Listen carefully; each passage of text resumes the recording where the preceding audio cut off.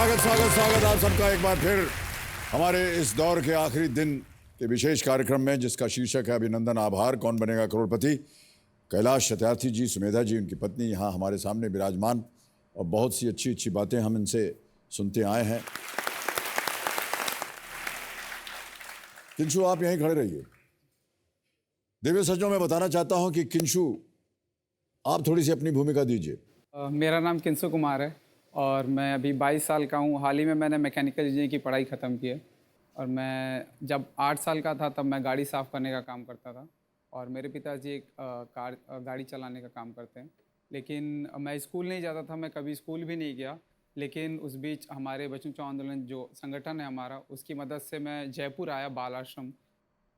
तकरीबन 100 बच्चे रहते हैं जो पढ़ाई करते हैं, और जो बच्चे कहीं ना कहीं पहले बाल मजदूरी करते थे या ट्रैफिकिंग के शिकार थे, लेकिन वो बच्चे बाल मजदूरी से मुक्त होकर वहाँ पे आते हैं और पढ़ाई करते हैं, उन्हें बचपन जीने का मौका मिलता है। सो मैं भी उनमें से एक था और मैं 2003 में बाल आश्रम आया और पहली बार मैं स्कूल आश्रम आने के बाद गया और सीखा कि हमारा भी एक वजूद होता है, हर बच्चे का अपना अधिकार होता है और वो भी पढ़ लिख सकते हैं। और क्या बात है, वाह।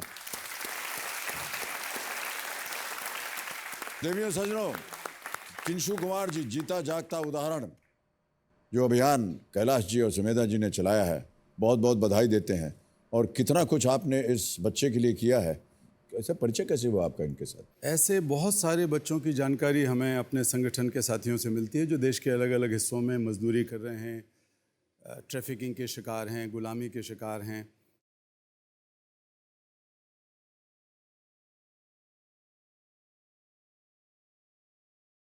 रो मत, कोई बात नहीं, तुम्हें घर पहुंचाएंगे, अम्मी अब्बू के पास पहुंचाएंगे। हाँ, रो मत, रो मत।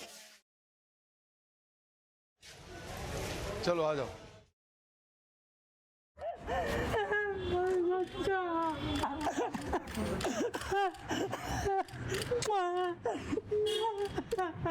मिल गई ना बेटी, मिल गई। अब क्या, बेटी से बड़ा क्या है, देख बाप के लिए। नमस्ते बेटा, खुश रहो। हाँ, बहुत परेशान हो रहा, कितनी दूर से आया, असम से, धक्के खा खा के परेशान हो के, दुख बीमारी में। कितने बच्चों को हम रख सकते हैं, हमारी भी रखने की सीमा है, ज़्यादा से ज़्यादा 100 बच्चों को हम अपने आश्रम में रख सकते हैं। कुछ बच्चे तो चूँकि बहुत बुरी हालत के होते हैं, आर्थिक रूप से, सामाजिक रूप से या पारिवारिक रूप से, तो वो कई साल तक रहते हैं हमारे साथ, जैसे किंशु रहा। लेकिन ज़्यादातर बच्चों को हम 1 साल पढ़ा के तैयार करके स्कूलों में दाखिला कराते हैं, उनके गांव वापस भेजते हैं और केंद्र और राज्य सरकार की जो योजनाएं हैं पुनर्वास की, उनको लागू कराने की कोशिश करते हैं। तो ये जो रिहैबिलिटेशन का प्रोग्राम होता है, इसमें क्या क्या करना पड़ता है या क्या समस्याएं आती हैं आप उनके जीवन में? जिन परिस्थितियों से वो बच्चे निकल के आते हैं, वो बहुत परेशानियों से आते हैं, उनके ऊपर बहुत तरह के अत्याचार होते हैं। वहाँ पर काम करवाता था ना वो ईंट भट्टे पे। मैं भीख मांगता था और मैं ट्रेन में रहता था और स्टेशन पे सोता था। जरी उद्योग में मैं काम करता था। छोटा सा कमरा था, वहाँ पे 2-3 लाइट ही थी बस, और एक पंखा, और हम लोग वहाँ पे 17 घंटे 18 घंटे ऐसे काम करते थे और सप्ते में सिर्फ 50 रुपया मिलता था। आप अगर मिलेंगे ऐसे बच्चों से तो आप मतलब सोच भी नहीं सकते ये भारत है हमारा। अभी हमने पिछले साल कुछ बच्चों को छुड़ाया था दिल्ली से ही। कई बच्चों की आंखें चुंधिया रही थी, तो हमने सोचा कि वैसे ही आंखों में कुछ प्रॉब्लम होगी तो हमारे मेडिकल चेकअप होता है उनका जब वो हमारे आश्रम में आते हैं। तो जब उनका कराया गया तो उनसे ऐसी बातचीत हुई तो पता चला उन्होंने पहली बार सूरज के दर्शन देखे हैं 3 साल में, 4 साल पहली में। बार सूरज के दर्शन किए? 3-4 साल में। 3-4 साल में। अंदर तो कहाँ काम कर रहे थे ये? वो बंद कमरे फैक्ट्री में, बंद कमरे में? बंद कमरे में। उनको खाना वाना सब वहीं मिलता है, बाहर जाना अलाउड नहीं होता है, मतलब बहुत ही तो ज्यादा दिन भर वो वहीं नारकीय रहते हैं? जिंदगी। हाँ जी। तो जब वो हमारे बाल आश्रम में आते हैं राजस्थान में, तो उन बच्चों को जैसे प्यार, जो हम लोग सोचते हैं प्यार से उनके जीवन में बहुत ज्यादा करना होता है। एक टच करने में भी हम किसी को छूते हैं तो वो भी पता चल जाता है। तो उनका विश्वास जीतने के लिए हमें थोड़ा उन्हें ज़्यादा प्यार देने की जरूरत है। डिपेंड करता है किस तरह का बच्चा किस परिस्थिति से आया है। जहाँ पर मैं काम करता था वहाँ से लग रहा था कि मैं निकल ही नहीं पाऊँगा कभी। मालिक इतना मारता था, इतना डांटता था। मेरे को बहुत ही अच्छा लगता है कि भाई साहब जी भाभी जी आते हैं और उनके साथ हम डांस करते हैं, नाचते हैं। भाई साहब जी तो खेलते हैं हम भाई साहब जी के साथ।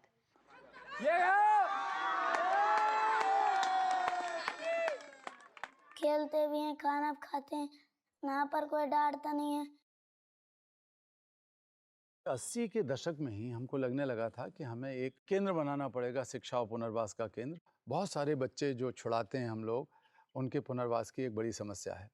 फिर हमने बालाश्रम की स्थापना की 1998 में और कई हजार बच्चों को पुनर्वासित इसके माध्यम से किया गया।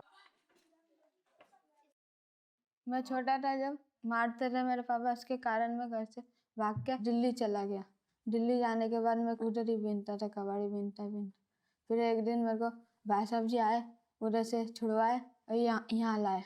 यहाँ आके मेरा भाभी जी ने जन्मदिन बनाया, मेरे को जन्मदिन भी नहीं पता था।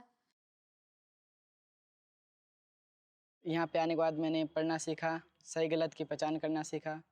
यहाँ पे रहकर पढ़ाई लिखाई किया, दोस्त बने।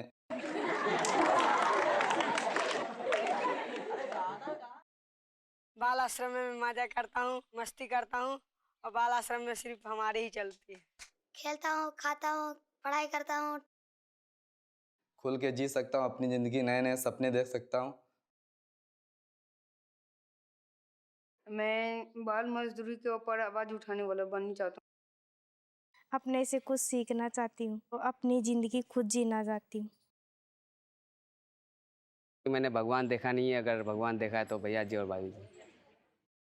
मेरा तो हमेशा से एक ही सपना है कि जिस दिन मेरे बच्चे सपना देखने के लिए आज़ाद होंगे, बचपन को भरपूर जीने के लिए आज़ाद होंगे, तो वही आज़ादी मेरा सपना है।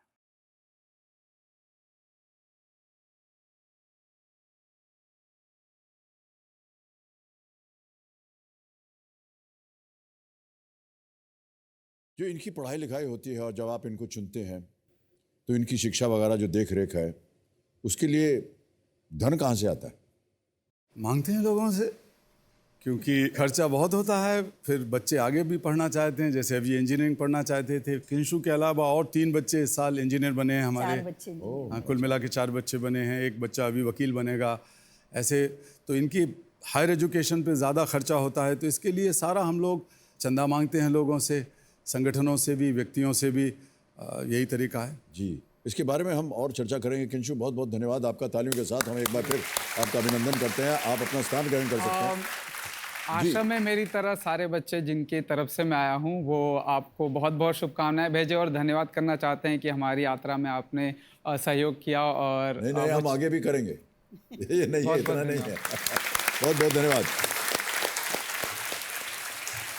यहाँ हॉट सीट पर बहुत सारे कंटेस्टेंट्स आते हैं और उनमें से कुछ लोग जो हैं वो भी इस तरह का काम कर रहे हैं व्यक्तिगत तौर पे, और उनमें से 3 का मैं वर्णन करूंगा जो यहाँ आज मौजूद हैं। यहाँ पर है अनामिका जी, जिन्होंने 1 करोड़ रुपए जीते थे, और ये जहाँ रहती हैं वहाँ ट्राइबल एरिया है, तो ये स्वयं वहाँ जाती हैं और ट्राइबल बच्चों को शिक्षा देती हैं, उनकी जो भी समस्याएं होती हैं उनके साथ जूझती हैं। बहुत खूब। और यहाँ पर है राजू दास, गन्ना जो काटते हैं खेतों में, वो गांव में चले जाते हैं और बच्चों को भेज देते हैं गन्ना काटने के लिए। तो इन्होंने उन बच्चों को वहाँ से निकालने का प्रयत्न किया। बहुत सुंदर, बहुत सुंदर। और देखिए एक और हैं सज्जन, उमेश साहू जी हैं। ये नक्सल एरिया में रहते हैं और जितने भी बच्चे जो कि अनाथ हो गए, जी, उनको ये संभालते हैं। उमेश जी बताइए हमें। कौन बने करोड़पति में आया तो पूरी टीम को मैं थैंक यू बोलना चाहूँगा सर। उनकी वजह से जो मैं काम कर रहा था, 30 बच्चों की देखभाल कर रहा था, उसमें मुझे बहुत ज़्यादा मदद मिली, फाइनेंशियली भी और मॉरल सपोर्ट भी काफ़ी अच्छा मिला है। और अभी तो एक ऐसी स्थिति हो गई है कि मैं हर बच्चे के लिए एक अच्छा टीचर वो कर सकता हूँ। कितनी धनराशि जीती थी आपने? मैंने 12,50,000 जीता था। और उस जीत से अब ये एक शिक्षक को दे देते हैं, हाँ, बहुत बच्चे को पढ़ाने के लिए। बहुत सुंदर। बहुत बहुत धन्यवाद आपका उमेश जी, थैंक यू।